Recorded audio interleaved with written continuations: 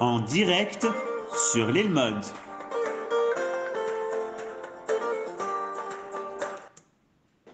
Shalom à toutes et à tous. On est très content de se retrouver avec le Rav Menachem Ackerman, comme chaque lundi, pour continuer à développer des thèmes qui sont liés à la guerre et également à la prière. Je rappelle cette série de cours qui est tournée vers la prière en temps de guerre. Et bien sûr, c'est les Nishmat, Michel et Gérard Salanès et la Tzlacha dans cette guerre, les Refouach Shlema pour tous nos blessés et la Tzlacha pour tous les soldats. On continue puisque c'est le deuxième cours où tu veux développer cette notion de tachanoun dans la prière. Merhaba. Hmm. Tov, Toda Rabba, merci. Et donc bonjour à tous et on va tout de suite, du coup on va commencer. Voilà. Donc comme tu le dis, je vais remonter au début de la feuille pour pouvoir avoir les choses importantes à dire dans ce cas-là. Excusez-moi parce qu'il faut que j'ai réussi ça. Voilà, Yofi. Donc, ce qui est important, je sais pas pourquoi il a monté comme ça, c'est de dire que c'est comme tu as dit, les Nishmat de Michel et Gérald Sananès. Bon, la vérité, c'est que bien que la Shiva est terminée, on est dans les Shloshim. Je veux dire aussi le Nishmat de Yosef Avner et Rachel Duran, qui sont des élèves, en tout cas, qui suivaient de manière très régulière les cours.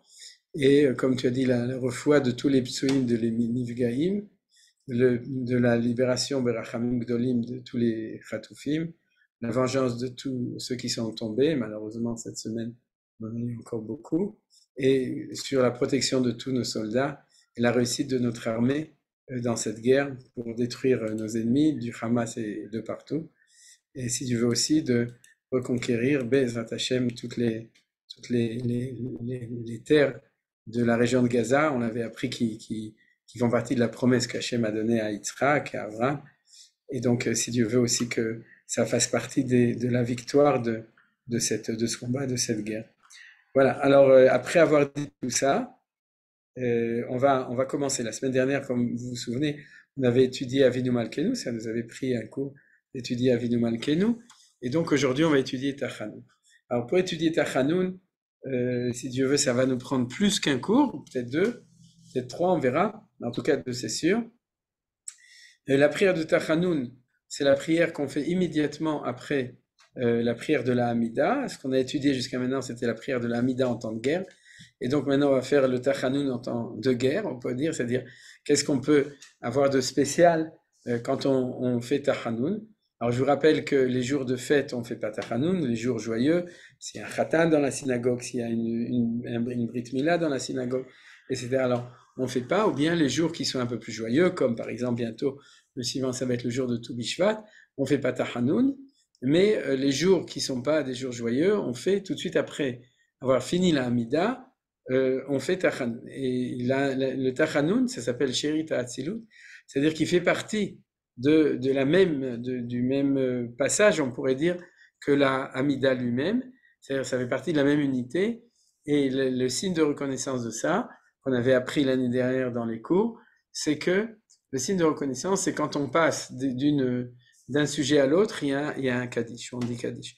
Or, entre la Hamida et Tachanoun, on ne dit pas Kaddish, on dit le Kaddish après la fin de Tachanoun, on fait un demi-Kaddish, et ou bien de lire la Torah, ou de dire Ashrei Yoshev Betecha, de faire les prières qui sont à la fin de la prière.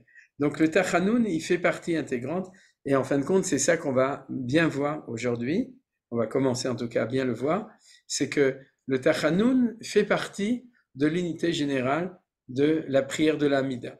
Et le fait qu'on ne lise pas à certains moments, on va le comprendre aussi le rationnel, c'est-à-dire les jours de joie qu'on ne lise pas les Tachanoun, on va aussi pouvoir, j'espère pouvoir comprendre ces choses-là. Alors, clairement, on va passer en vitesse sur les différentes parties du Tachanoun pour que les choses soient comprises et connues pour chacun. C'est vrai que je vais consacrer, contrairement dans la Mida pour chaque bénédiction, j'avais des fois consacré pas tellement de temps, et là pour le Tachanoun, on va consacrer un peu plus et vous allez comprendre pourquoi.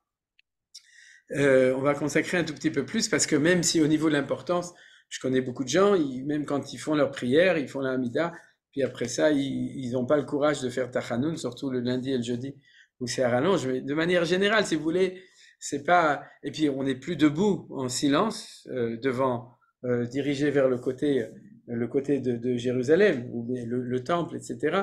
Comme dans la Hamida, il n'y a pas cette solennité, on pourrait dire.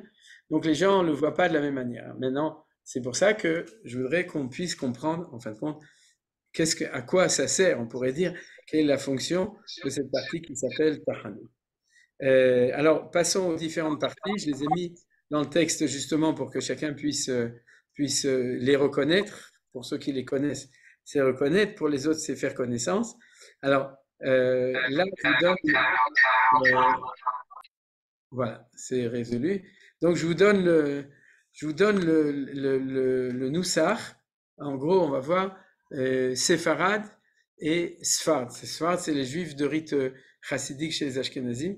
Maintenant, chez les juifs Ashkenaz, et il y en a pas mal ici aussi, il faut savoir que cette première partie qu'on va apprendre ne se dit que le lundi et le jeudi. C'est-à-dire que les autres jours, le Tachanoun, on le fait tous les jours dans la prière du matin et dans la prière de l'après-midi. On n'a pas le droit, et on va voir pourquoi, de faire des Tachanounim dans la prière du soir. C'est pas qu'on nous a fait une réduction, c'est que c'est interdit de faire Tachanoun la nuit.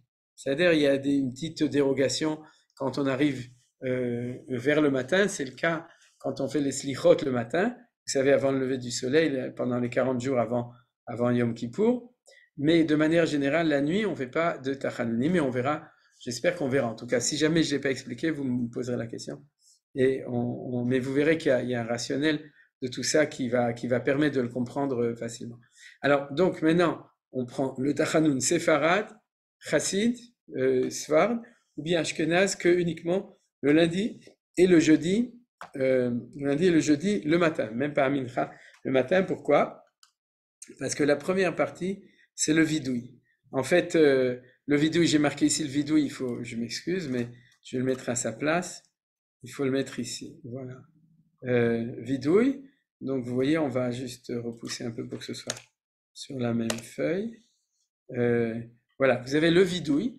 Vidouille, en français, c'est vidange. Ça veut dire quoi? C'est que on dit toutes les fautes qu'on a fait.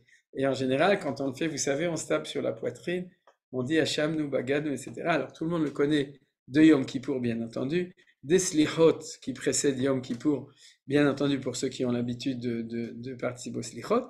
Mais en fin de compte, un juif qui prie 3 fois par jour et qui est sfarad ou sfard, il fait 2 fois par jour, il fait le vidouille à la fin de la Hamida, et il dit nous avons fauté, nous et nos pères, aval velo hatanu, aval anachnu avotenu hatanu, nous et nos pères on a fauté, et du coup on fait 22 fois pour les sfaradim, un tout petit peu plus, 23, 24 d'ailleurs, on fait comme ça, j'ai fait comme ça, j'ai fait comme ça, j'ai fait comme ça. En fait, on dit pas j'ai fait, on dit nous avons fait. Hein. C'est-à-dire, il n'y a pas marqué Hashamti, il y a marqué Hashamnu, c'est-à-dire nous sommes fautifs, Bagadnu, nous sommes révoltés, Gazalnu, nous avons volé, Dibarnu Dofi, nous avons été hypocrites, Rivinu, nous avons fait fauter d'autres personnes, etc. Bon, je m'arrête là au niveau de la liste. Comment est-ce qu'elle a organisé la liste des fautes qu'on a ici? Quelqu'un veut nous dire? C'est par ordre de gravité. Quoi, Aaron? Vas-y. Alphabétique. Voilà, alphabétique. Donc, c'est pas du tout par ordre d'importance de gravité, c'est par ordre alphabétique. Hachamnu Aleph, Bet, Bagadnu, Gimel, Gazalnu. C'est pour ça que j'ai dit qu'il y en a plus que le nombre de lettres, parce qu'il y en a 3 avec le tab. Vous voyez, Ti'abnu, Ta'inu, Ti'atanu. Maintenant, chez les Sfaradim, il y en a encore plus, parce que c'est toujours par ordre alphabétique, mais des fois, il y en a 2 ou 3 sur la même lettre. Ça ne veut pas dire que les Sfaradim, ils font plus de fautes que les Ashkenazim. Hein. Peut-être qu'au contraire, ils sont plus capables de dire ce qu'ils ont fait, et donc du coup, ils font plus vite Tchouva. Mais en tout cas, le principe général est exactement le même. Au niveau du rituel des choses, il y a une liste alphabétique de fautes. Pourquoi alphabétique? Parce qu'en fait, comme c'est des catégories générales, c'est une manière de dire tout ce que j'ai à dire sur ce que j'ai pas fait ou ce que nous avons pas fait, puisque c'est au pluriel, c'est marqué dedans, puisqu'avec les lettres de l'alphabet, tu peux composer tout ce que tu veux. Donc, c'est comme ça qu'on fait les choses. À la fin, bien entendu, avant et après, on dit, on s'est détourné de tes mitzvot et de tes bons commandements, et ça valait pas le coup. et toi tu es tzaddik, et parce que tu as fait la vérité, et c'est nous qui avons fauté. Voilà, tout ça c'est une petite phrase à la fin. Il y avait la même chose au début, dans la phrase d'introduction. Et ça, c'est la première partie du Tachanun. C'est-à-dire que chaque jour, pour quelqu'un qui prie comme ça, tous les jours 2 fois par jour, d'ailleurs même 3 fois parce que ça on le fait la nuit, on peut le faire la nuit. On le dit aussi pour ceux qui disent tout le Kriyat Shema à la mita, c'est-à-dire le soir, la nuit, quand avant d'aller se coucher. Pour ceux qui font pas seulement le Shema mais qui disent, alors aussi on fait vidouille éventuellement. Alors ensuite, on a une deuxième partie du Tachanun. Non, je vous parle du Tachanun, pas celui de lundi au jeudi qui est encore avec des rallonges. J'ai pris que celui qui est habituel. Il y a une deuxième partie du Tachanun qui sont les 13 midot de miséricorde qui sont dans le livre de Shemot, chapitre 34. Et qui sont, je vais les lire en ivrite, ceux qui veulent le lire en français. Vaya'avor Hashem al panav veikra, Hashem Hashem kel rachum vechanun, erech hapayim verav chesed ve'emet, notse chesed lalafim, notse avon vafesha, vechata venake. Alors bien entendu, dans les prières de Yom Kippour, dans les prières des Slichot, on le répète plein de fois, mais 2 fois par jour, Shacharit et Mincha, chaque fois une fois, on lit les 13 attributs, ce qu'on appelle les Shlosh Esrei Midot, chez le Rachamim, les attributs de miséricorde de Akadosh Baruch Hu, qui sont mentionnés dans le chapitre 34 de Shemot. Alors je vous rappelle, c'est après qu'on ait fait la faute du veau d'or. Moshe Rabbeinu remonte sur le mont Sinaï pour demander pardon à Akadosh Baruch Hu. Et à ce moment-là, Akadosh Baruch Hu lui dit, je t'ai pardonné, Salarti Kidvarecha, je t'ai pardonné. Et à ce moment-là, il lui demande, alors montre-moi que tu m'as pardonné, etc.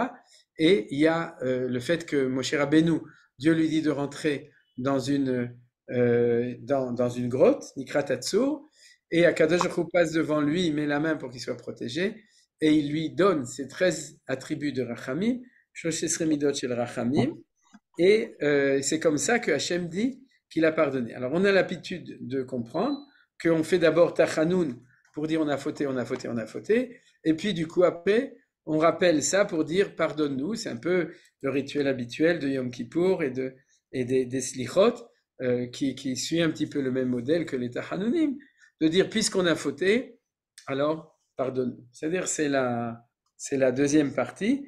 Alors il y a une introduction, là j'ai mis le Nusach Ashkenaz. Le Nusach Sfarad c'est la même chose mais il est un tout petit peu moins long. Et on dit, par exemple, que Mo Betoratra Katuv les morts, que Yom Vaïred Hashem Be'anal, fais-nous, pardonne, donc montre-nous le chemin de la Teshuvah, puisque tu es Erech Hapaim, regardez, le mot qui est important, tu es Erech Hapaim, puisque c'est une des vertus les plus importantes, ou Baal Rachamim, Rachamim de miséricorde, Erech Hapaim c'est Erech Hapaim, voilà, et donc... Longanimité. Voilà, exactement, c'est ça que je cherchais. Et de même que lorsque Dieu est descendu, que Yom Vayered Hashem Be'anan, lorsque Hashem est descendu dans le nuée, et au moment de Moshe, chez Moshe Rabbeinu, que Yom, le jour où il y a eu Veikra Beshem Hashem, Beshem Nema, lorsqu'il a invoqué son nom, ce qui est marqué aussi là-bas, et là il y a marqué que Hashem est passé et a fait ces choses-là. Voilà, ça c'est la deuxième partie du Tachanun. La troisième partie du Tachanun, c'est ce qu'on appelle Nefilat Apaim. Nefilat Apaim, c'est tomber sur la face. Alors, quand on tombe sur la face, il faut savoir qu'il y a une grande différence entre les Ashkenazim et les Séfaradim. C'est-à-dire, chez les Ashkenazim, on fait comme ça. Vous avez vu, c'est ça le Tachanun. Et ça, tous les Ashkenazim le font. C'est-à-dire, ce qu'ils ne disent pas, sauf le lundi, jeudi matin, c'est les 2 premières parties qu'on vient de voir maintenant, c'est-à-dire le vidouille et les 13 attributs de miséricorde. Ça, les Ashkenazim ne le disent pas, sauf le lundi, jeudi matin. Mais par contre, la Nefilat Apaim, c'est quelque chose qui est commun à tous. C'est le passage central du Tachanun, c'est Nefilat Apaim. En bon français, Nefilat Apaim, c'est tomber sur sa face. Alors, chez les Ashkenazim, on le fait, et chez les Sfaradim, on ne le fait pas, on s'assoit, et on dit un psaume de Teilim, un psaume, mais on ne tombe pas sur sa face. Pourquoi est-ce qu'on ne tombe pas sur sa face chez les Sfaradim? Parce que les kabbalistes ont interdit, le Hari Akadosh a interdit de tomber sur sa face, il a dit c'est trop dangereux. Et donc, c'est bien que ça s'appelle Nefilat Apaim.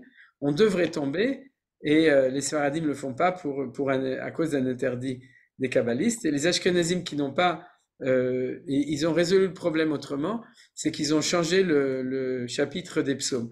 C'est-à-dire qu'on ne dit pas le chapitre des Séfaradim, sauf les Lubavitch, les Chabad, qui l'ont, mais sinon les autres, ils disent un autre chapitre de Teilim, et du coup, pour les raisons kabbalistiques qu'on va expliquer, alors ils peuvent tomber sur la face. Alors vous avez vu comment on fait, on met la main comme ça, on met la tête comme ça, et c'est ça qu'on appelle Nefilat Apaim. C'est-à-dire, j'imagine que vous reconnaissez des choses que vous avez déjà vues. Alors chez Ashkenazim, on lit le Teilim numéro 6 avec une petite introduction. Dans Shmuel B24, David répondit à Gad, mon anxiété grande, livrons-nous cependant à la main de l'Éternel, car il est plein de miséricorde, plutôt que de tomber dans la main de l'homme. En hébreu, j'aurais dû dire en hébreu, Tsar li meod, ni pelana beyad Hashem ki rabim rachama, v'yad adam lo epola. Pourquoi c'est important? Parce que la notion de Nephila est ici. Vous voyez, ni pelana, en français c'est livrons-nous, c'est pas du tout ça, c'est-à-dire tombons dans la main de Dieu, mais ce passouk est cité au moment où il y avait vraiment un grand malheur à l'époque de David Amelech, et à ce moment-là, il dit à Gad, venez, on va tomber dans la main de Dieu. Et tomber dans la main de Dieu, c'est ça que nous on fait. Vous avez compris, c'est-à-dire on met la main comme ça, parce qu'on fait des Nefilat Apaim. Ok, je continue. Celui qui a un micro qui est ouvert, je l'ai trouvé, c'est Arié. C'est bon. Donc, ensuite, donc on continue avec un chapitre de Teilim qui est Hashem al pechatocheni al bechamatechat yasreni choneni Hashem kimulalani. Je vais pas le lire, mais en tout cas c'est le chapitre de Teilim de Nefilat Apaim des Ashkenazim. Regardez, il y a des passages qui sont malgré tout qui montrent bien ça. Pour ceux qui veulent lire en français, vous lisez en français. Venifshi nivahala meod ve'ata Hashem al matai. De nouveau, si on le comprend, on va pouvoir sentir en ce moment, vu les difficultés qu'il y a en ce moment, vu la guerre, que ces questions-là, le langage de David dans ce chapitre est tout à fait adapté à ce qui se passe en ce moment. Nafshi nivahala meod, c'est-à-dire Vata Hashem ad matai, jusqu'à quand? Shuva Hashem chalsa nafshi, donc sauve mon nefesh. Oshien ilman chazdecha, kien mavet zichecha, bishol miyodelach, yagati be'anchati asre bechol hayla mitati bedimati arsiemse. Ça veut dire que toutes les nuits, je mouille mon matelas, ma couche, je sais pas comment, mon lit. C'est-à-dire, je l'inonde de mes larmes. C'est-à-dire, Ashesha mika aseni. C'est-à-dire, ma vie, c'est le chakra, Atka Bechol Sorera, éveillé à cause de tous vos ennemis. C'est-à-dire, si vous voulez définir un chapitre de David Amelech, des Teilim de déprime, c'est-à-dire, alors, ils ont bien trouvé, c'est le chapitre 6, c'est comme ça que, c'est ça qui a été choisi. C'est-à-dire que pour un juif ashkénaze, quand il met les mains comme ça, alors il exprime toute sa tristesse, ses larmes, sa déprime, etc. C'est ça qu'on voit dans ce chapitre-là. À la fin, on va voir qu'à la fin, il se remonte, c'est-à-dire que au verset 9, 10, 11, et ça, c'est un point que je vais expliquer, c'est-à-dire sans crier gare, parce que d'après ce que j'ai vu, les Ashkenazim, ils restent avec la main comme ça, jusqu'à la fin du Mizmor, mais c'est pas très logique, c'est-à-dire que normalement, dès qu'on a fini le verset 8, au verset 9, 10, 11, on devrait relever la tête, parce que regardez ce qui a marqué ici, c'est-à-dire au verset d'avant on disait qu'on n'arrêtait pas de pleurer, au verset d'encore avant, et là on dit non, ça y est, partez tous les démons qui sont dans mon cœur, dans mon âme, etc., toutes mes angoisses, parce que Hachem a entendu la voix justement de mes pleurs, Shama Adonai Techinati, Adonai Tefilati, car Techinati c'est Tachanoun, donc il prend, Yevoshu veyevalu meod kol oiva yashuv yevoshu rega, c'est-à-dire il y a une espèce de retour d'optimisme que mes ennemis, là on parle en même temps de la tristesse et en même temps des ennemis, et que tout le monde disparaisse. Voilà. Alors j'ai mis exprès aussi le psaume des Sfaradim, qui est le chapitre 25, et David Elecha Hashem Nafshi Esa, et la vérité c'est que c'est un psaume qui est un petit peu différent, parce que c'est plutôt une supplication pour qu'Akadosh Baruch Hu nous pardonne nos fautes. Vous voyez, Zechor achamecha Hashem v'chazadecha ki me'olamema chatot neurai upshai al tiskor que chazdecha zechor li ata le man tuvcha, c'est-à-dire tov et yasher Hashem al ken yorei chataim baderech. C'est-à-dire que c'est plutôt un psaume où on demande que toutes nos fautes qui ont été faites, etc., que Hashem se souvienne et qui nous pardonne. C'est le psaume des Sephardim. Vesalarta la'avoneni keravu, tu pardonnes toutes mes fautes, etc. Que Miséaï Shiré Adonai Yorenu b'derech Ifra, qui nous dirige, etc. Il y a moins de pleurs. C'est comme ça, chez les Sephardim, il y a moins de larmes, il y a plus, disons, cette demande de Akadosh Baruch Hu qui nous pardonne. Regardez par exemple, Pene Elai vechoneni, prends-moi en pitié, qui yachid ve'ani ani, je suis isolé, je suis pauvre. Bien entendu, c'est David qui parle, il n'était pas pauvre, mais c'est-à-dire dans une situation difficile. Tsarot yachivu mitsukotai otziani, sors-moi de tout ça, etc. Reoni ve'amali ou chol chatotai, ou royekioiva, il y a toujours en même temps la misère intérieure et puis les oppressions des ennemis, par exemple dans le verset 19, mes ennemis, vesinat Hamas, c'était ennemi, j'ai pas fait attention, il faut le marquer en grand, qu'aujourd'hui il y a Oivai ve Hamas, donc Oivai c'est pour le nord, Hamas c'est pour le sud, mais en tout cas c'est marqué directement, et Shomran Nafshi ve'atzileni, donc en fait, tout ça, c'est un très beau mizmor, il y en a plein dans Tehillim, mais c'est un très beau mizmor où on a une demande qu'Hachem nous sort de tous nos malheurs. C'est-à-dire, et d'ailleurs ça finit, Pédé Elohim et Israël, Mikol Sarota. Vous voyez, donc c'est aussi un très beau mizmor qui parle de tout ça.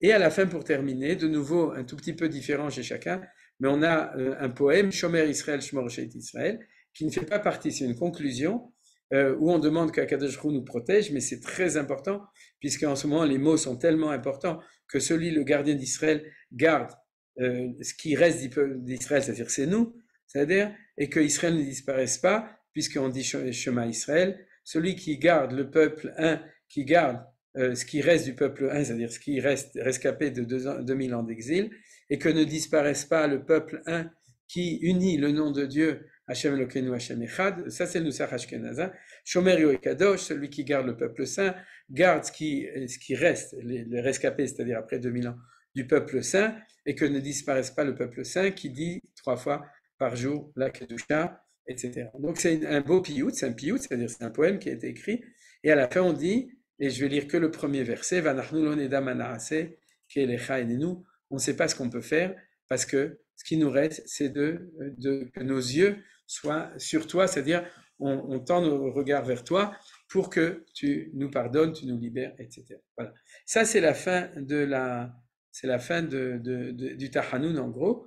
En résumé, pour les Ashkenazim comme pour les Sfaradim, c'est un tout petit peu différent, mais il n'y a pas de différence notable. Au niveau de l'ordre des choses, etc., c'est pour tout le monde un peu la même chose. Alors, si vous avez des questions avant qu'on passe à l'explication, peut-être que vos questions permettront de mieux préciser les choses. Sinon, on passe à l'explication. Maintenant, on a uniquement étudié le texte en partant du principe que tout le monde, même s'il connaissait le texte, ne connaissait pas forcément la structure du texte. C'est-à-dire ces 3 parties. Le vidouille, les 13 midot, et ensuite la Nefilat Hapaim, avec une conclusion qu'on a vue qui est moins importante. Au niveau le bras gauche, le bras droit, qu'est-ce que... Ah, ok. Alors, en principe, le matin, on met sur le bras droit, parce qu'il y a les tefilines sur le bras gauche, et l'après-midi, on met sur le bras gauche, parce qu'il n'y a pas les tefilines, donc il vaut mieux mettre sur le bras gauche. Maintenant, il y a des discussions, le Gaon de Vilna dit autrement, c'est la coutume habituelle. Tu fais comme ça aussi? Le matin à droite? Oui. Ouais. Aujourd'hui, c'est la recommandation du Rama, Rabbi Moshe Isserlis, donc le décisionnaire dans le Shulchan Aruch des Ashkenazim, et c'est comme ça qu'on fait. La plupart des gens, ils font comme ça. Pratiquement tout le monde fait de cette manière-là. Maintenant, on le verra peut-être. Je ne sais pas si on le verra. Non, je ne crois pas que je vais en parler parce qu'on est quand même. Je ne veux pas trop rentrer dans des détails qui ne sont pas liés en ce moment avec notre situation de guerre, etc. Mais il y a un sens très précis de cette chose-là. Les heures du matin, les heures de l'après-midi, etc. C'est pas la même chose. La droite et la gauche. Oui. J'ai pas entendu. Les femmes qui n'ont pas de tefilines. Moi, j'ai compris. T'as deux. C'est pour ça que ça fait de la résonance. Les femmes qui mettent pas les tefilines, logiquement, il faut mettre sur la gauche, du coup. C'est-à-dire, sauf si on dit que mes Mais si on fait Tachanoun, j'ai jamais vu de femme qui et comme elle faisait Tachanoun, donc je sais pas comment tu fais, Nelly. Tu fais du côté gauche ou du côté droit ou tu fais pas du tout? Nouveau pour moi. J'ai pas entendu. Sur la droite. Tu le fais sur la droite. Besséder. Alors, Gam Tov. La vérité, c'est que les deux sont bien. Il y a des raisons pour faire comme ça et des raisons pour faire comme ça. Donc, en principe, les choses sont bien. Alors, Nous, on tape sur le cœur. oui, pardon. Nous, Oui, nous, on tape sur le cœur pour le vidouille. oui, sur la vidéo, oui, mais tu fais pas comme ça avec ta main. Non, non, Non. non. Et t'as vu des Ashkenazim faire ça? Ça t'est arrivé? À moins qu'à Marseille, il n'y ait pas d'Ashkenazim. Il y en a pas beaucoup. Ils sont rares. Ouais, Non, je n'ai pas vu parce que non, je suis pas allée à la prière du matin avec les Ashkenazim. ouais. Bon, mais si vous avez l'occasion, donc vous verrez que tout le monde fait comme ça. Voilà. C'est ce qu'on Chez appelle. les Sfaradim, qu'est-ce qu'ils font alors? Ils font pas. Je m'excuse, j'ai oublié. Il s'assoit. Ah, C'est-à-dire, tu d'accord. restes pas debout, tu t'assois. Quand tu fais le mismor, et c'est le maximum de Nefilat Hapaim qu'on fait à ce moment-là. Alors, avant de commencer à étudier les textes, je vais vous donner la vision un petit peu générale des choses.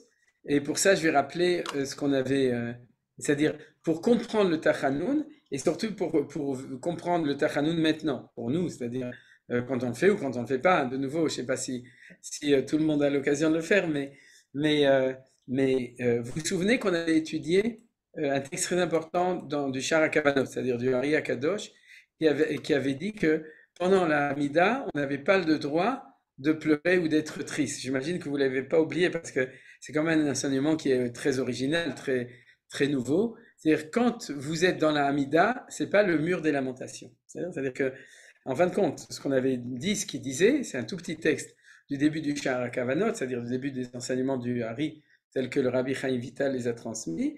Il dit, tu te trouves en face de Dieu, on pleure pas. C'est-à-dire pourquoi?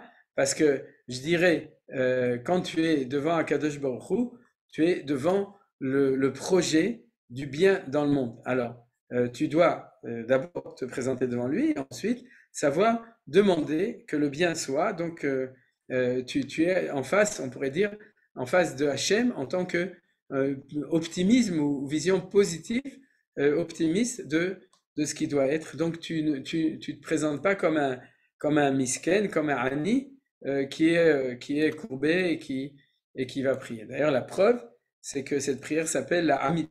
C'est-à-dire qu'on se trouve, on pourrait dire au garde à vous, c'est-à-dire devant Akadosh Baruch Hu, et de manière noble, de manière, on pourrait dire, de manière justement, noble, c'est le bon mot, on se présente devant lui, lui est là et nous on est là, on discute avec lui, mais en tout cas, il n'y a pas de pleurs en principe dedans. Là, même si vous prenez la référence de la Gemara, Perek Enomdim, qui Manitou par exemple avait fait pas mal de cours dessus, je m'imagine qu'il y a des cours qui ont été enregistrés aussi à l'époque d'Orsay ou à l'époque de Marianot où il enseignait cette chose-là, il y a marqué qu'il faut prier ou avec joie ou avec sérieux, le Koved Rosh, c'est-à-dire, ou avec joie, et la Mitor Simcha, par joie, mais il n'y a nulle part marqué qu'on doit prier par contrition, par tu es courbé, tu es triste et tu pleurniches, etc.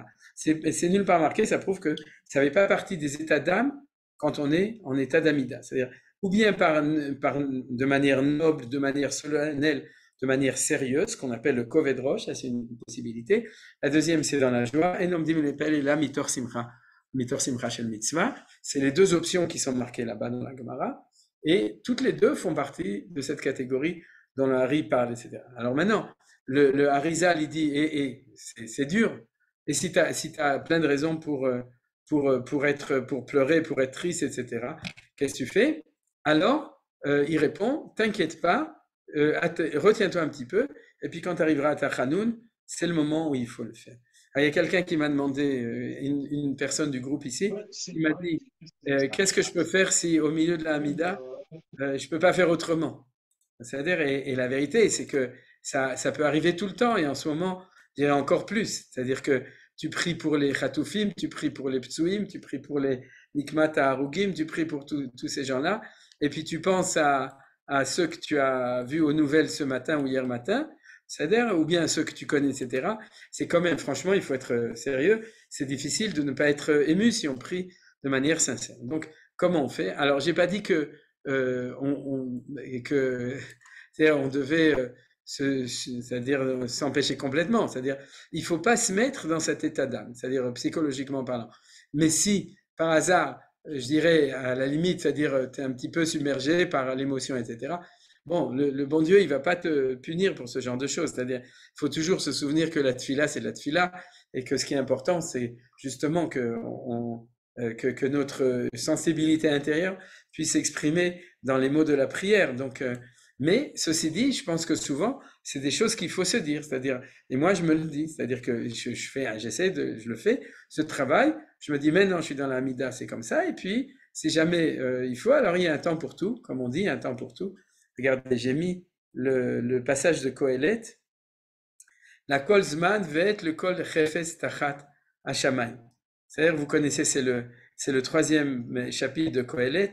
Et la ledet ve'et la mout, et la ta'at ve'et la kornatoa, et la hog ve'et l'irpo, et l'ifroz ve'et l'ibnot, et l'ifkod ve'et l'isro, et spod ve'et rekod, et la shlich avanim ve'et kenos avanim, et l'achbok ve'et l'irchok mechabek, et levakesh ve'et l'abed, et l'ishmor ve'et la shlich, et l'ikroa ve'et l'itfor, et la chashot ve'et l'edaber, et leov ve'et l'isno, et milchama ve'et shalom. Alors reprenez ça, et dites-vous que la partie droite de Kohelet, c'est la Hamida, la partie gauche de Kohelet, c'est-à-dire c'est les Tachanunim, c'est-à-dire et l'ifkot, et milchama, bon d'avka dans milchama v'shalom, la milchama était à droite, mais c'est-à-dire il y a un temps pour tout, et le kol chefetz, il y a un temps pour certains états d'âme, certaines connotations, etc.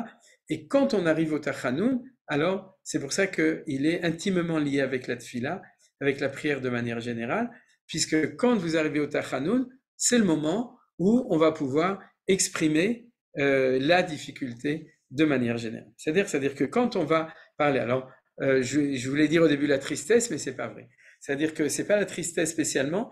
En fait, ça va être le texte qui va parler de manière générale de tous les états d'âme qui sont tristesse, difficulté, angoisse, deuil, pleurs, sentiments mortuaires, etc. Tout ce que vous voulez, tout ça, la case pour le mettre dedans, c'est le Tachanun. Et c'est ça qui va nous permettre de comprendre un petit peu mieux ce qu'il y a dans ce qu'on dit, nos sages, sur les Tachanunim. Parce que sinon, a priori, il y a beaucoup de choses étonnantes qu'on va voir, qu'on ne pourrait pas comprendre si jamais on n'a pas cette introduction.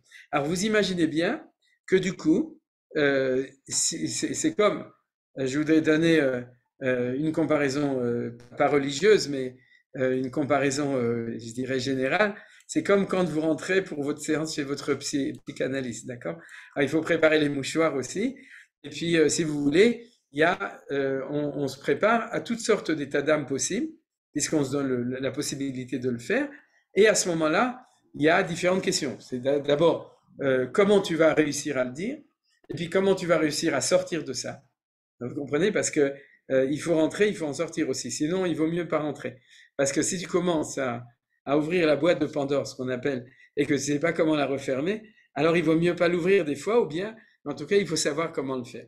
Toutes ces choses-là, si vous voulez, c'est des questions très intéressantes, et c'est les questions du Tachanun. C'est-à-dire que comme c'est des vraies questions, alors quand on va étudier le texte du Tachanun et la structure du Tachanun, on va retrouver tous ces éléments dans le Tachanun. C'est-à-dire dans ce passage du Tachanun, on va retrouver tout ce questionnement.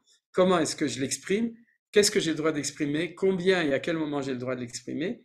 Et puis, à quelles conditions je peux le faire? Parce qu'il va falloir aussi réussir à continuer, j'irais de manière très extrémiste, à continuer à vivre après le Tachanun. Vous comprenez? C'est-à-dire, une fois que tu as exprimé tout ça, il faut quand même s'en sortir. Et comment est-ce que la prière, elle nous sort de ça? Quel est l'argument qui va être donné pour sortir de tout ça? Est-ce que vous avez compris maintenant l'équation générale des Tachanunim qui justement vont nous permettre, par l'étude petit à petit, de bien comprendre comment est-ce que les choses, elles sont organisées. Alors, la première chose qu'on va faire, c'est que on va étudier le texte du Rambam dans Mishneh Torah à propos du Tachanun. On va étudier deux passages de Ilchot Tfila, chapitre 5 de Ilchot Tfila du Rambam. Alors, je vous signale que ceux qui le traduisent en français aujourd'hui dans l'Internet, je ne parle pas de traduction que vous pouvez acheter, c'est le site de Lubavitch de France, de Chabad. Donc, c'est ça qui me permet, si j'avais le Shulchan Aruch traduit, je vous aurais amené le Shulchan Aruch, il n'y a pas. Donc, on va étudier aujourd'hui deux passages du Rambam, Halacha Aleph et halakha Yud Gimel, c'est-à-dire la halakha 1 et la halakha 13. Regardez comme ça, l'introduction du Rambam sur la prière, dans Hava, dans chapitre 5, celui qui prie doit prendre garde à observer 8 choses. Et s'il est dans une situation de difficulté, dans un cas de force majeure, une maladie par exemple, ou s'il transgresse et ne fait pas ces choses-là, cela n'empêche pas sa prière d'être valide. Alors ça, c'est hyper important. C'est-à-dire, c'est ce qu'on appelle le chatrila. C'est-à-dire, comment je prie de manière optimale, il y a des conditions extérieures, c'est des conditions physiques, dans quelle situation tu dois te mettre pour pouvoir prier.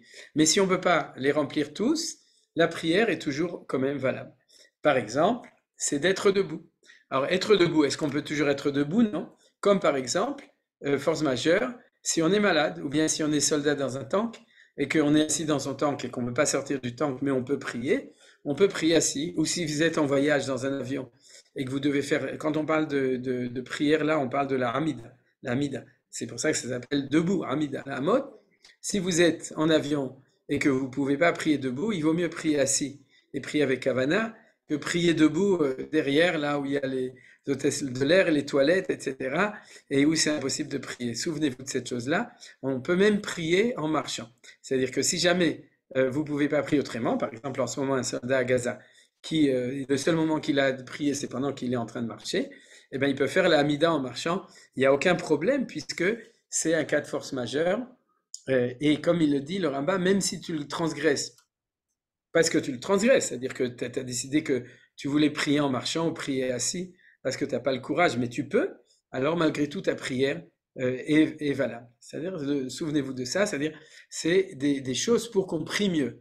Mais si ça nous empêche de bien prier, on prie moins bien, comme dans le cas d'un voyage pour tous les gens, je ne parle pas des soldats, mais pour nous, c'est-à-dire vous êtes en autobus, vous êtes en train, vous êtes en avion et se mettre debout, ça empêche d'avoir la kavana, donc vous priez assis. Et puis quand quelqu'un est malade, bien entendu, même s'il est allongé. Alors, premièrement, être debout. Deuxièmement, être orienté vers le temple, vous le savez. La position du corps, c'est-à-dire de quelle manière on se met quand on est debout. Le Rambam, il dit qu'on se met de cette manière-là. Je pense qu'une partie, vous le savez. C'est-à-dire on se met droit et on met les mains de cette manière-là. On met la tête, on ne met pas la tête vers le haut, on ne met pas la tête de tous les côtés. On la met au droit ou au contraire avec humilité, avec le regard vers le bas. Le soin de la tenue, ça c'est des halachot, vous savez, et on ne prie pas n'importe comment, on s'habille comme il faut pour prier. Chez les gens qui ont l'habitude de mettre un chapeau, les charidim, ils mettent un chapeau, ou les rabbanim qui mettent un chapeau, ils mettent leur chapeau quand ils prient, vous avez vu ça, vous connaissez. Mais pour chacun, en fonction de la coutume locale, d'être habillé de manière honorable, honorifique, c'est comme ça qu'on doit prier. Comme par exemple quelqu'un qui serait en pyjama et qui n'est pas malade, qui n'est pas à l'hôpital, qui peut s'habiller, alors vous voulez faire votre prière, vous habillez comme il faut pour prier, c'est ce qu'on appelle le soin de la tenue. Le choix de l'endroit, c'est plein de détails sur le fait qu'on ne peut pas prier à des endroits où il y a des mauvaises odeurs ou des choses qui sont impudiques, etc. On ne peut pas prier n'importe où. Le contrôle de la voix, je me souviens plus ce que dit le Rambam, c'est-à-dire, oui, par exemple, qu'on ne prie pas à haute voix, on ne crie pas, on prie en silence. L'inflexion et la prosternation. Alors, ce qui nous intéresse pour nous, c'est l'inflexion et la prosternation. C'est quoi l'inflexion? C'est ce qu'on fait, voilà.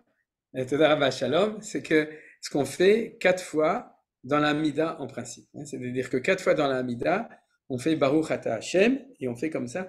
C'est ce qu'on appelle l'inflexion, d'accord? Et la prosternation, quand est-ce que vous prosternez dans la prière? Ah, pareil, je ne parle pas de Yom Kippour, je parle tous les jours. Modim. Modim. Non, Modim, c'est une inflexion. Magen Avraham. C'est aussi une inflexion. La bracha de Magen Avraham, non?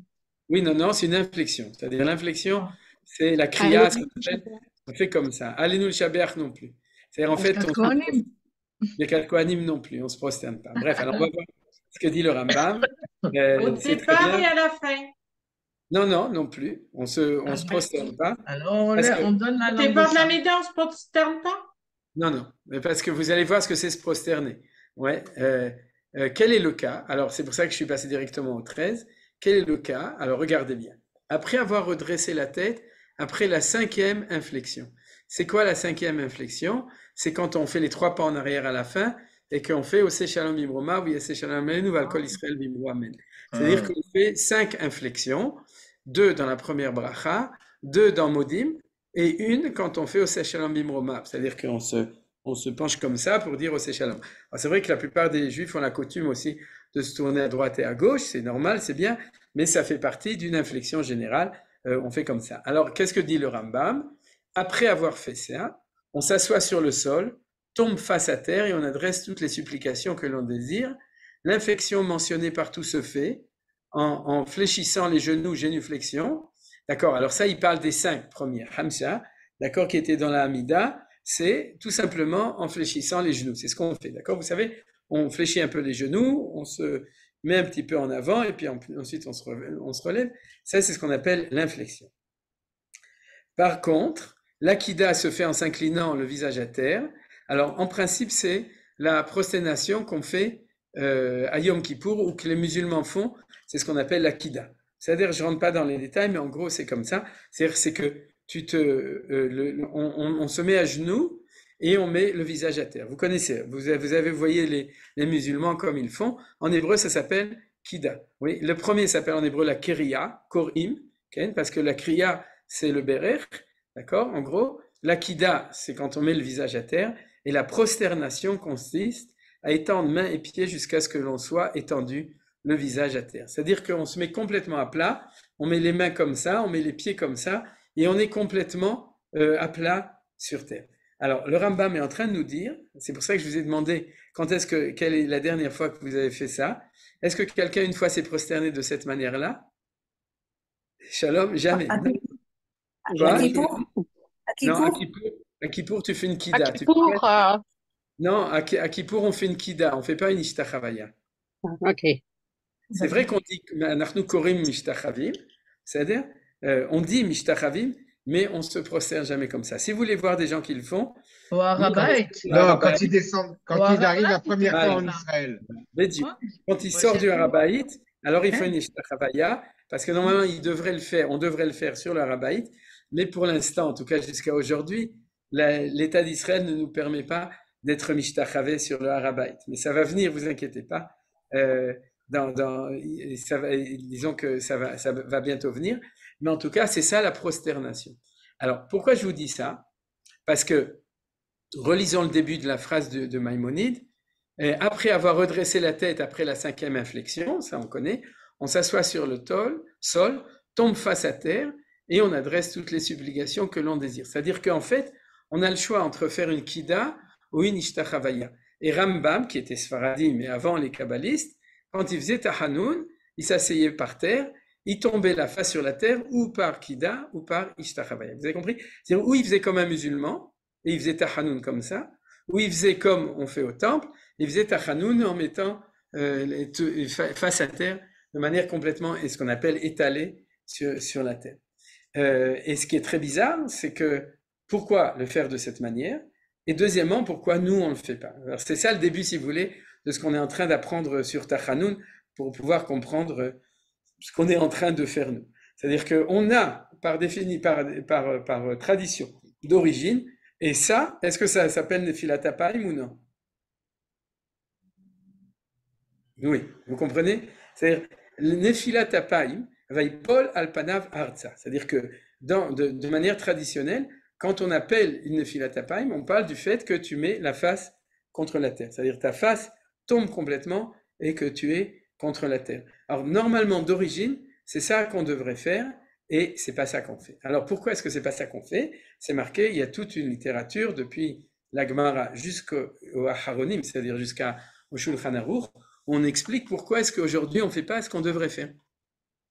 C'est-à-dire que pour comprendre ce que c'est Tachanoun, il faut comprendre que le Tachanoun, il est lié avec une notion qui s'appelle la Ishtachavaya, la prosternation. C'est-à-dire en hébreu, Mishtachavim, en français la prosternation, c'est ça le phénomène physique, c'est-à-dire la manière dont on va prier quand on va faire Tachanoun. Et c'est ça qu'on a appelé Nefilat Apayim. C'est-à-dire, vous avez vu, en fait, personne ne fait. C'est-à-dire les Sfaradim, ils font pas du tout, ils s'assoient. Et les Ashkenazim, ils font semblant de faire parce qu'ils font comme ça avec la main. C'est-à-dire de faire comme ça avec la main, c'est de dire je devrais faire mais je fais pas. Mais par exemple à l'époque de la Gemara, ils le faisaient. C'est clair et net, c'est marqué dans la Gemara de Megillah. que quand il faisait Tachanoun à l'époque de la Gemara. Et c'est pour ça que je vous ai amené le Rambam, parce que le Rambam lui-même n'a pas dit de notre temps on fait autrement. Lui, chez lui, c'était clair que c'est comme ça qu'on faisait de Bezmano de son temps. Ouais. Et même les Marocains, on devrait faire comme ça. On devrait mettre la tête, le front sur le. Bah, c'est les Ashkenazim qui vont. Oui, comme les Ashkenazim. Ouais. Ouais. Aujourd'hui, quand il y a une alarme, on avec fait le une talit. filatapin. Ben voilà, exactement. C'est très bien ce que tu as dit. C'est en fait, en ce moment, on n'arrête pas de faire notre filatapin, sauf qu'on met les mains comme ça. Mais il y a fait, mais c'est pas une blague. C'est très vrai ce que tu dis. Maintenant, les Marocains, est-ce que quelqu'un peut témoigner s'il y a des Marocains qui le font? À part moi qui le fais de temps en temps, j'en ai pas vu beaucoup. Ils m'ont même, je me suis même presque disputé avec les gens. Parce qu'en fait, normalement, on doit le faire. Mais on le Ouais. fait avec la main gauche, sur la main gauche, parce qu'on n'a pas. C'est pas bien de le faire. Je sais pas, je m'en rappelle plus pourquoi on n'est pas au niveau pour le faire. Ouais. C'est ça que je vais expliquer. C'est pas pour se séparer des musulmans, cette histoire, qu'on ne le fait pas. Non, c'est pas. J'ai pensé aussi à cette possibilité, mais c'est pas. En tout cas, j'ai pas vu que c'était ça la réponse qui était expliquée. Non, c'est vrai, ça aurait été. Mais Maïmonide, par exemple, qui était en pays musulman, lui, il le faisait d'Afka, donc apparemment, c'est que ça posait pas de problème tellement. C'est vrai que dans la mesure où le fait de pas du tout le faire, ce que dit Shalom, c'est-à-dire de pas du tout le faire, c'est uniquement Alpi Kabbalah. Alors, ça veut dire que petit à petit, c'est-à-dire sans doute que, je sais pas si quelqu'un d'autre, si Yosef veut dire, c'est-à-dire il y avait sans doute des Kehilot Sfaradiot, des communautés Sfaradiot, comme au Maroc, où on faisait encore des filatapayim, on faisait comme ça, et puis petit à petit, c'est-à-dire l'influence de la Kabbalah a pris le dessus, je pense. Mais ça explique pourquoi. Ce serait intéressant de savoir si vous avez mémoire de vos parents, vos grands-parents qui faisaient des filatapayim, comme les Ashkenazim. Yosef? Jamais vu. J'ai jamais vu. Non. Ok, c'est-à-dire, donc c'est vraiment intéressant. Alors, continuons dans les... Ah voilà, je m'excuse, on lit le 14, j'avais oublié qu'il y avait. Pour les supplications après la prière. Je suis désolé, j'avais raté comme c'était sur la phase d'après. Les supplications après la prière, c'est les tachanunim. D'aucuns font une kida, d'autres font une ashtachavaya. Donc le Rambam témoigne que de son temps, comme je vous l'ai dit par oral, il y en a qui faisaient comme les Arabes, c'est-à-dire kida, et il y en a qui faisaient comme je vous ai dit, c'est-à-dire qui se prosternaient complètement. Alors là, on commençait à comprendre pourquoi on a arrêté de le faire. Toutefois, il est défendu de se prosterner sur des pierres ailleurs en dehors du temple, comme nous l'avons expliqué dans les lois relatives à l'idolâtrie. C'est-à-dire, se prosterner, c'est la ishtachavaya. C'est-à-dire, peut-être que je vais le marquer en ivrite pour que les choses y soient plus claires. C'est pas la kida, c'est la ishtachavaya. C'est-à-dire, on peut faire la kida comme les musulmans en dehors du temple, mais on ne peut pas faire la ishtachavaya. C'est pour ça que d'ailleurs, les gens qui ont vu ça une fois dans leur vie, c'est uniquement pour les gens qui montent sur le mont du temple, parce que en dehors, sur des pierres, ailleurs du mont du temple, comme on l'avait expliqué dans les lois relatives à l'idolâtrie, c'est interdit. Et alors du coup, dans les lois sur l'idolâtrie, attends, je lis pas encore la suite, parce que je vais d'abord expliquer ça. Dans les lois sur l'idolâtrie, le Rambam explique la halakha, c'est quoi? C'est que si tu veux te prosterner comme au temple, à ce moment-là, il faut pas que ce soit sur des pierres. C'est-à-dire si c'est sur un tapis, si c'est sur un plancher en bois, etc., ou de briques, c'est-à-dire, mais c'est pas un plancher en pierre, c'est permis. Comme en Eretz Israël, il y a beaucoup d'endroits où c'est fait en pierre, donc c'est un problème. Les harichim, comment on s'appelle ça, ce qu'on a aujourd'hui sur les planchers en Israël. Quoi? Le carrelage. Le carrelage. N'étant pas fait en pierre du tout, c'est une forme de brique. Donc, théoriquement, dans le principe, on pourrait le faire. C'est pour ça qu'il dit, certains se prosternent. Mais il dit, mais fais attention, ne te prosterne jamais, parce que c'est un Issur Torah, c'est interdit par la Torah, de se prosterner en dehors du temple. Il n'y a que dans le temple où c'est permis de se prosterner sur des pierres. Et là-bas, c'est non seulement permis, mais même aussi, c'est une mitzvah. Alors, vous croyez qu'on parle de choses qui sont complètement, on s'est éloigné du sujet? Pas du tout. Parce que on se rend compte qu'en fin de compte, il y a quelque chose de tout à fait spécial. Tu veux pleurnicher, tu veux être triste. À ce moment-là, le mouvement, on était debout, et puis tout d'un coup, on doit faire une prosternation. Bien entendu, la kida, ça s'appelle pour nous une prosternation. C'est ce qu'on fait à Yom Kippour, etc. Et vous vous souvenez que même là-bas, on fait attention à pas le faire sur sur un plancher de pierre à cause de cette chose-là. C'est pour ça qu'en tout cas chez les Ashkenazim, on amène un mouchoir ou le sac du talit ou une serviette ou quelque chose pour pouvoir se prosterner dessus au cas où le plancher serait fait avec des pierres de taille. Parce que sinon, théoriquement, c'est pas la peine, mais on a l'habitude de faire ces choses-là. Et donc, c'est comme ça alors en fait, pour résoudre le problème, il y a deux solutions. Ou bien tu te prosternes pas, tu fais qu'une kida, ou bien s'il y a des pierres, ou bien s'il n'y a pas de pierre, tu peux te prosterner, mais tu te débrouilles pour te prosterner sur ce qui n'est pas en pierre.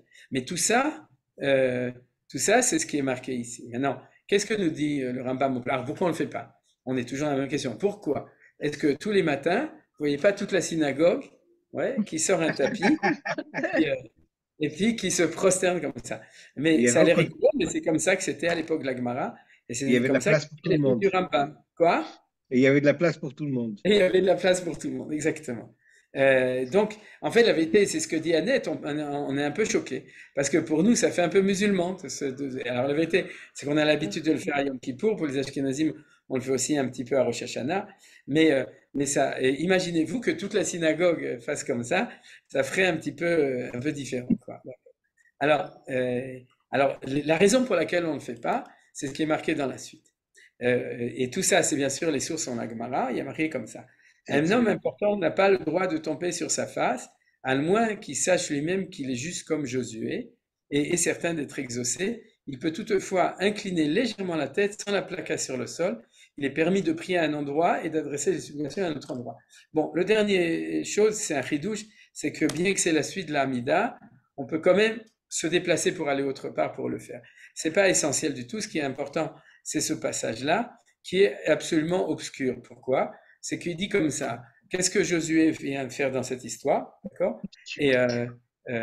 Et on dit, si jamais tu sais que tu es juste comme Josué, pourquoi tu ne dis pas juste comme Rabbi Akiva ou comme le Hafetz Chaim, je ne sais pas, et c'est marqué dans la Gemara de Megillah, si tu es juste Tzadik et Yoshua, mais on va voir, Bezrat Hashem, le cours, et aujourd'hui c'est un cours, si vous voulez, où on a posé les fondations des choses. La semaine prochaine, on donnera les clés, on va expliquer à partir de textes, etc. On va expliquer le fond de ce qu'on a étudié aujourd'hui, mais on va voir pourquoi le Rambam dit Yoshua. Et en fait, la raison pour laquelle on fait Nefilat Hapaim comme ça, c'est-à-dire, je parle maintenant des Ashkenazim et des Sfaradim qui ultérieurement même ça ont arrêté, mais ils ont arrêté. C'est pas que ils l'ont jamais fait. C'est-à-dire, c'est clair qu'il y a 500 ans, tous les Sfaradim, ils faisaient comme dit le Rambam, ils faisaient comme ça, ou si ça se trouve, ils se prosternaient vraiment complètement à terre, ou ils se prosternaient comme les musulmans. Mais en tout cas, la raison pour laquelle on a arrêté de le faire et on est arrivé, si vous voulez, au minag ashkenazi, qui est le minag d'origine, après qu'on ait arrêté de se prosterner, et on va voir pourquoi on est arrêté de se prosterner, c'est-à-dire, c'est de s'incliner légèrement la tête sans la plaquer sur le sol. Et c'est ça qu'on fait comme ça, on retient avec la main. On dit, je voudrais plaquer, parce que c'est ça Nefilat Hapaim, mais on fait Nefilat Hapaim. Hapaim, c'est le panim, on descend un peu, et on le fait comme ça, on s'arrête là, en ayant le plancher tout en dessous, mais on ne met pas sa figure contre la tête, parce que on n'est pas sûr qu'on est juste comme Josué et certain d'être exaucé. Alors, c'est quoi cette histoire de Josué et être certain d'être exaucé? Tout ça, on va le voir dans les textes de Yoshua. C'est-à-dire, quel est le texte de Yoshua à laquelle la Gemara fait référence? Et elle le dit. C'est-à-dire, dans la Gemara, on nous dit quel est le texte de référence. Donc, si Dieu veut, la semaine prochaine, on va l'étudier. Et grâce à ça, on va comprendre, en fin de compte, ce qu'on veut de nous. Et c'est comme ça qu'on a vu techniquement un petit peu, si vous voulez. Je vais résumer les choses pour que les choses soient claires, puisqu'on a, de ce point de vue-là, on va s'arrêter là. Voilà. Alors, parce que je sais, si vous voulez, des cours comme ça, c'est des cours qui sont longs, parce qu'il y a les cours courts et les longs cours, comme les capitaines à long cours. Et donc, dans ce cas-là, si vous voulez, il faut établir les choses. Et une fois que les choses sont établies, si Dieu veut, si vous avez la patience d'attendre jusqu'à la semaine prochaine, vous verrez que tous ces étonnements, en gros, on va répondre à toutes ces questions, c'est-à-dire que on va donner une lecture générale qui va être d'autant plus importante maintenant. Alors, de nouveau, comme je vous ai dit, pour conclure, premièrement, la prière centrale, c'est Nefilat Hapaim. C'est-à-dire que les deux prières d'avant, le vidouille et les 13 midot, vont être une préparation à la Nefilat Hapaim. Et la Nefilat Hapaim, c'est le vrai Tachanoun, c'est ce dont parle le Rambam. Par exemple, le Rambam, je ne sais pas s'il faisait Hasham nu Baganu et s'il faisait les Yud Gimel Midot, il n'a pas marqué dans le texte qu'on le faisait. Lui, ce qui était sûr, c'est qu'il tombait sur la face et qu'à ce moment-là, il disait ce qu'il avait envie de dire. C'est-à-dire, il disait ce chapitre de Teilim ou ce chapitre où il pleurait quand il voulait pleurer, où il gémissait quand il voulait gémir, etc. Mais en tout cas, ce qu'on appelle le Tachanun dans le sens d'exprimer c'est tout ce que vous voulez qui est du côté de la tristesse ou de l'angoisse ou du deuil ou tout ce que vous voulez, comme on a dit, c'est l'endroit. Et le chidouche, c'est que l'endroit où on le fait, c'est aussi une position. C'est-à-dire que c'est l'antithèse de la Hamida. Et vous pouvez sans doute commencer à comprendre cette chose-là. C'est-à-dire, autant dans la Hamida, on était debout, on était ou joyeux, ou noble et sérieux, etc. Autant dans Nefilat Hapaim, eh bien, on se casse la figure. Nefilat Hapaim, c'est que ta face, elle casse la figure, elle tombe, etc. Et à ce moment-là, il y a un mouvement qui est d'origine qui était très fort, qui a été un peu, si vous voulez, édulcoré ou complètement disparu chez les Sfaradim et pratiquement éliminé chez les Ashkenazim, parce que vous comprenez bien que ce geste-là, c'est pas du tout cette Nefilat Hapaim, mais là, c'est ça qui est de beau, c'est-à-dire qu'il y a le mouvement qui traduit le sentiment, vous êtes d'accord? C'est-à-dire, les gens qui sont, on le sait d'ailleurs, les gens qui sont déprimés, ils se mettent au lit, etc. Donc, en fin de compte, ils font Nefilat Hapaim. Et on va le voir d'ailleurs, que le premier dans la Torah qui a fait Nefilat Hapaim, c'est Caïn, et Akadosh Baruch Hu lui dit, Lama naflu panecha. C'est-à-dire, pourquoi Apanim shelcha naflu? C'est-à-dire, c'est le premier qui a fait Tachanun, c'était Caïn. C'est-à-dire, dans l'histoire de la prière, c'est Caïn. Et la semaine prochaine, on va essayer de trouver la clé de ça. Qu'est-ce que, grâce d'ailleurs au geste de la Nefilat Hapaim, c'est-à-dire de la prosternation dont le Rambam parle, qui lui donne la halakha d'origine, c'est-à-dire de fait de vraiment se tomber sur la face, de complètement s'étaler, on pourrait dire, d'accord? À ce moment-là, grâce à ce qui est dit dans les Chachamim dessus, on va comprendre pourquoi cette manière de prier va être positionnée pour les sages dans les Tachanun. Vous comprenez? C'est-à-dire, c'est quelque chose de beaucoup plus large.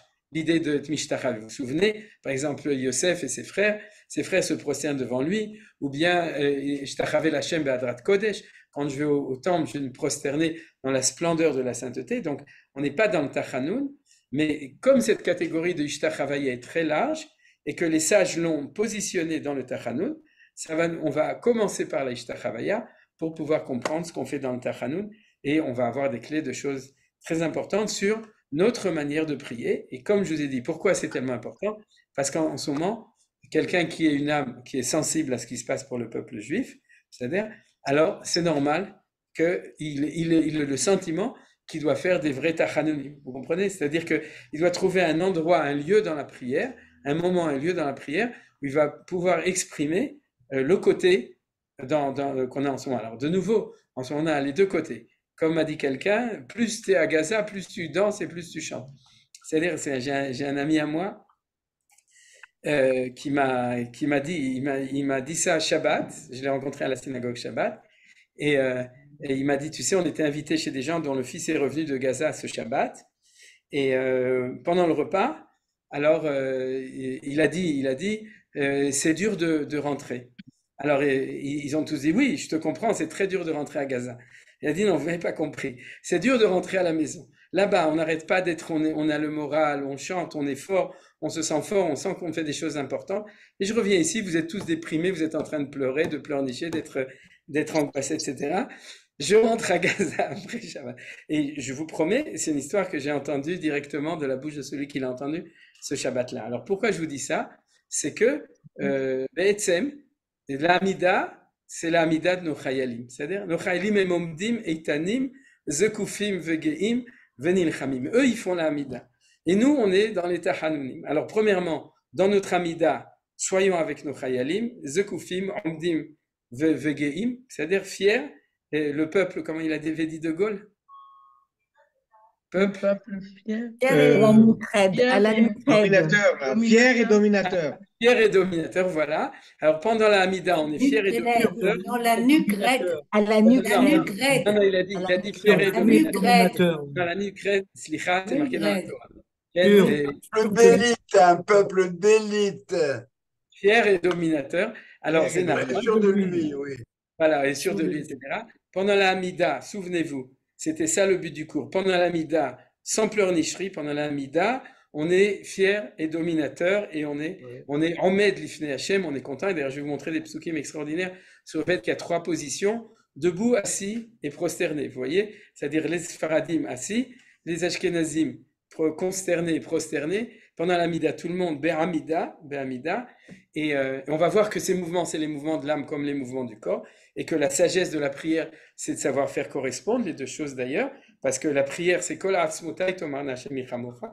C'est-à-dire qu'on doit prier avec le cœur et on doit prier avec le corps, les deux choses. Et donc, pendant la Mida, on est fier et debout. Et puis, dans le Tachanoun, comme on le voit par les références d'origine, c'est le moment où on va pouvoir exprimer tout ces sentiments. Comme les deux sont vrais, Elou ve'elou divrei Elokim chaim. Alors c'est comme ça. Hier, je finis le cours, je m'excuse que je prolonge encore, c'est bon, il est 7h02. Au Machon Lev, on a recommencé à étudier, là où j'enseigne le matin, c'est-à-dire, vous connaissez le Machon Lev, on a commencé à étudier Baruch Hashem pour tous ceux qui ne sont pas à l'armée. On a commencé hier matin et on a fait une Atzeret Fila à 4h de l'après-midi dans lequel on a invité le Rav Doron Peretz, qui est le Rav du Mizrahi, qui a un garçon qui est Khatouf, est blessé à Gaza, et l'autre garçon qui a été blessé le premier jour et qui s'est marié 2 semaines après. Il a été blessé à la jambe. Benissen Nissim, il est sorti vivant et il a pu se marier 2 semaines après. Et si vous avez vu, il y avait des films sur le mariage justement du fils je me souviens plus le nom du fils qui était blessé, le fils qui est à Gaza, il s'appelle Daniel Ben Sharon, Shachem Ishlachlo Yeshua Shlema, qui sort de Gaza.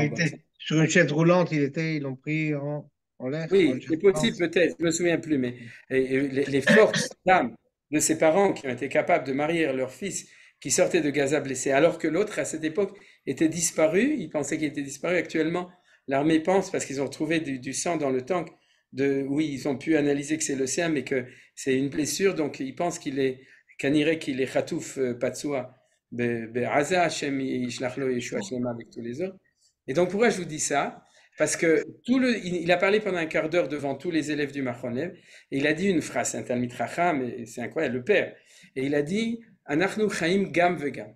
On est avec ça et avec ça. C'est-à-dire d'un côté, on est avec la fierté ou le courage de savoir qu'on est en combat et qu'on est dans la vérité de ce qu'on doit faire, Vegam, et aussi avec notre difficulté extra énorme qu'on a, etc. Alors pourquoi je vous dis ça? Parce qu'en fin de compte, c'est un peu le shiur qu'on a fait. Gam, Vegam, c'est-à-dire on doit faire toutes sortes de gammes sur le piano. Il y a le gam de la Hamida et il y a la gamme de la Ishtachavaya de Nefilat Apayim. Alors Bezrat Hashem, on continuera. Si vous avez des questions, Bevakasha.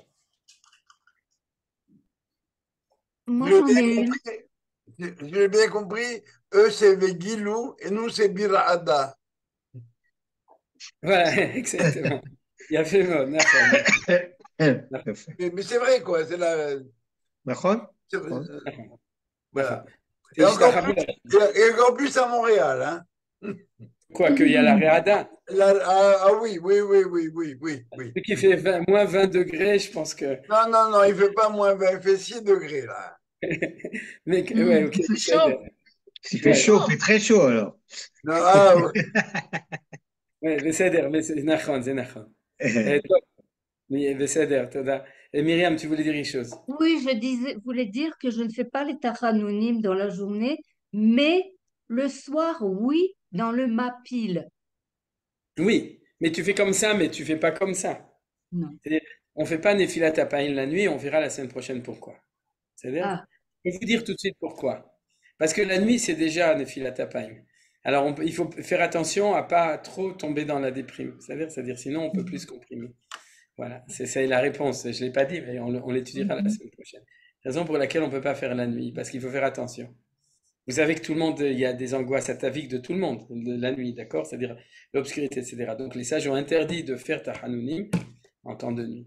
Parce que sinon, tu sais pas comment tu vas te relever. Top. Je voulais demander où les enfants pleurent. C'est le moment où les bébés pleurent. Quoi? La nuit? Oui, Nachon. Bediuk, Tinok Boche, Nachon. Quelqu'un voulait dire quelque chose, je sais pas si. Je voulais demander dans les 13 attributs de miséricorde, toujours je me demande, on cite un verset, mais on ne cite pas la fin. Nake, lo yenake. Oui, parce que Anachnu Menakim et Tasof. Parce que Alpi Asod, on le verra la semaine prochaine. C'est-à-dire que les 13 attributs s'arrêtent à cet endroit-là. Après ça, c'est autre chose. C'est-à-dire, mais si tu veux, je ne sais pas si j'ai tellement d'explications sur le fait qu'on coupe au milieu. Mais on coupe parce qu'on ne prend que la première partie qui est positive et puis après, on le laisse, le CNR. Oui, j'en parlerai si tu veux, mais j'espère. Merci. Ken, quelqu'un encore veut dire quelque chose? Pour le Kriyat Shema Shamita, justement, c'est pas, on appelle ça Nephilat Hapaim, le vidouille. Non, le vidouille du. Non, le vidouille, c'est pas Nephilat Hapaim. Ça, on le verra la semaine prochaine. Voilà. Le vidouille, on peut le faire le soir? Quoi? Oui, le soir. Le vidouille, on peut le faire le soir. Ouais, le vidouille, oui, mais pas Nephilat Hapaim. C'est-à-dire le vidouille. Parce qu'en fait, on va comprendre la semaine prochaine pourquoi on a besoin du vidouille et des 13 midot, dans la mesure où ce qu'on fait, c'est que Nephilat Hapaim. C'est-à-dire, c'est ça qu'on verra la semaine prochaine. C'est en quoi on a besoin de se préparer à Nephilat Hapaim avec les 2 premiers passages. C'est pour ça qu'aujourd'hui, on les a étudiés dans le texte pour qu'on puisse bien l'expliquer. Encore une question, une remarque, sinon on ferme. Les orientaux, ils font rien, selon le Ben Ishraï et selon le Zohar. À propos des inclinations. Oui, ils restent assis. Ils restent assis, c'est tout. Voilà, exactement. Mais c'est aujourd'hui ce qui a pris la prédominance dans toutes les coutumes sfarades, c'est-à-dire dans toutes les kilotes. Contrairement, justement, on a vu au Rambam, mais justement, chez les sfaradim, c'est ce qu'on a vu. Les ashkenazim, ils font semblant et les sfaradim, ils font rien du tout. Mais ici, ils font, parce qu'ils s'assoient. C'est-à-dire que malgré tout, si tu fais la comparaison avec la Hamida, c'est-à-dire que le Tachanoun, tu t'assois toujours, tu restes pas debout. C'est-à-dire, c'est-à-dire c'est le maximum des Hamida que font les Sfaradim, c'est de s'asseoir. Et pendant le vidouille, je ne crois pas qu'ils essayent pendant le vidouille. Non, pas pendant le vidouille, pendant le filat d'accord. Mais est-ce qu'on va faire l'Akida pour Kippour, Yom Kippour? Oui, à Yom Kippour, oui, on le fait. Bien sûr,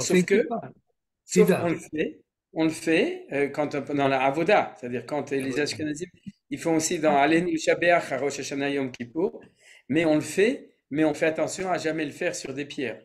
C'est-à-dire si dans la synagogue où tu pries il y a des pierres, il faut absolument mettre quelque chose pour pouvoir. Non, c'est des carreaux, hein, la plupart du temps, c'est des carreaux. Quoi?